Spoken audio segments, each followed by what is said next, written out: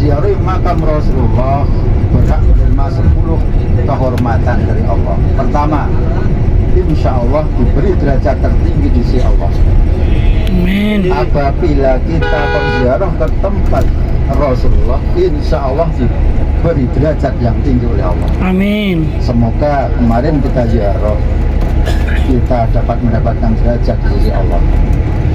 Yang kedua diterangkan, ya belughu asnal matlub, akan disampaikan apa cita-citanya. Jadi apa hajat kita insya Allah akan tercapai. Amin. Ini janjinya, sehingga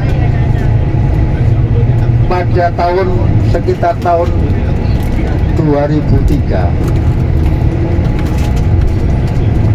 teman itu ada yang haji, dan dalam haji itu, dalam ziarah ke makamnya Rasul itu minta baby bag, minta supaya bisa membeli baby bag. Begitu pulang Allah memberikan mobil baby bag, pada waktu itu harganya ya 1 M, itu pun bisa terlaksana. Jadi hajat apa yang kita hajatkan di depan makam Rasul, insya Allah akan dikabulkan oleh Allah. Amin. Yang ketiga diterangkan, as-salisatu qadaul marad, qadaul ma'arif, akan dipenuhi kebutuhannya. Kita semua nggak akan lepas dari kebutuhan. Nah, kebutuhan kita apabila memang dalam ziarah kita itu kok bisa khusyuk, nah insya Allah kebutuhan kita akan dicukupi oleh Allah Subhanahu Wa Taala. Yang keempat, badlul mawahib, janjinya ini akan diberikan banyaknya anugerah. Yang kelima, al-amnu minal ma'ati, orang yang berziarah ke makam Rasulullah insya Allah akan diselamatkan dari bencana-bencana yang ada. Semoga kita ini kemarin ziarah ke makam Rasul ini, kalau ada bencana yang ada, insya Allah kita diselamatkan oleh Allah. Amin.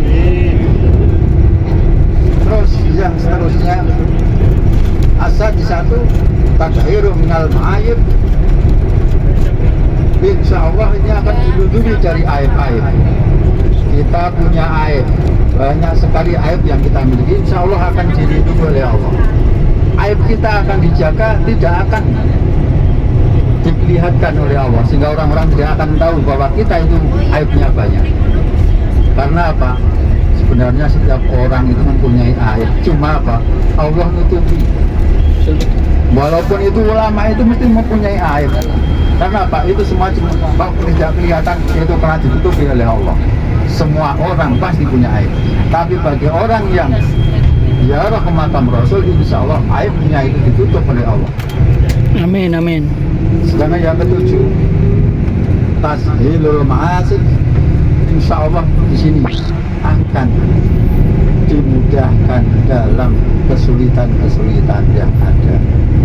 Semoga dengan kita berziarah, hidup kita yang sulit, baik dari segi ekonomi, sulit dari segi berbagai permasalahan, insya Allah akan dimudahkan oleh Allah. Amin. Terusnya, hikmah kita ziarah kepada Rasulullah. Dan nomor 8, kifayatun nawaib, insya Allah akan diringankan bebannya dalam musibah. Apabila memang musibah itu hak kena kepada kita, insya Allah memang kena, tapi akan terasa ringan. Insya Allah diberi keringanan oleh Allah. Amin. Yang nomor 9, husnul awaqibi, insya Allah orang yang bilang makam Rasul dapat merasakan apa yang akan terjadi. Akan terjadi sesuatu, Allah akan memberi tanda kepada kita.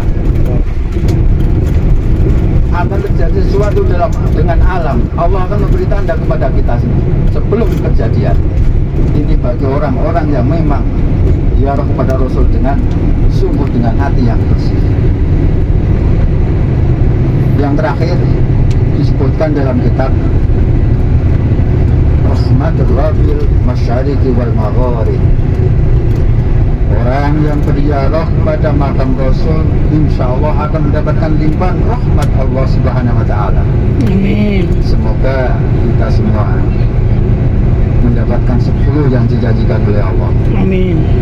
Semoga hidup kita akan terasa lebih nikmat, ibadah kita akan lebih nikmat, kita dapat merasakan nikmatnya ibadah kepada Allah.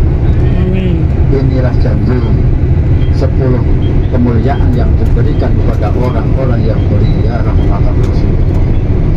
Dan alhamdulillah kemarin kita ziarah pun, kita terutama yang putra dapat berziarah di Rodoh, kita dapat sholat dalam waktu yang cukup lama.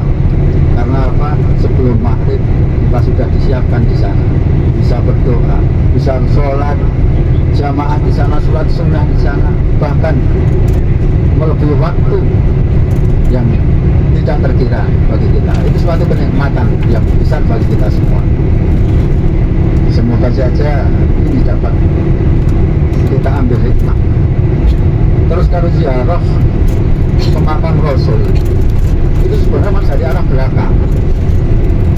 Memang dari arah belakang membelakangi kiblat. Itu dalam kitab memang diterangkan begitu.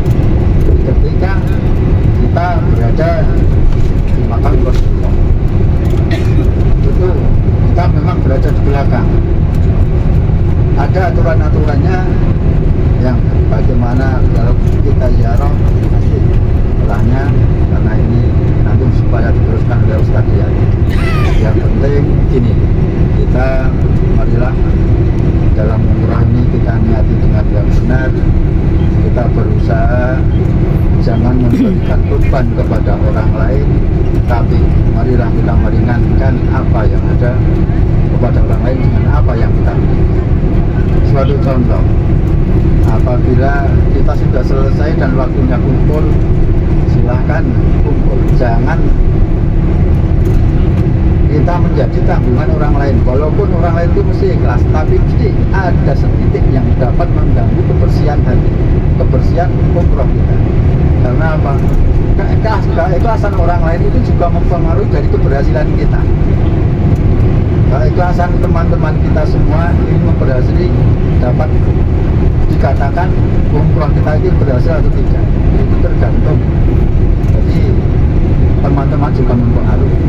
Sehingga kita marilah kita bersama-sama, semoga umroh kita berjaya makbul. Amin.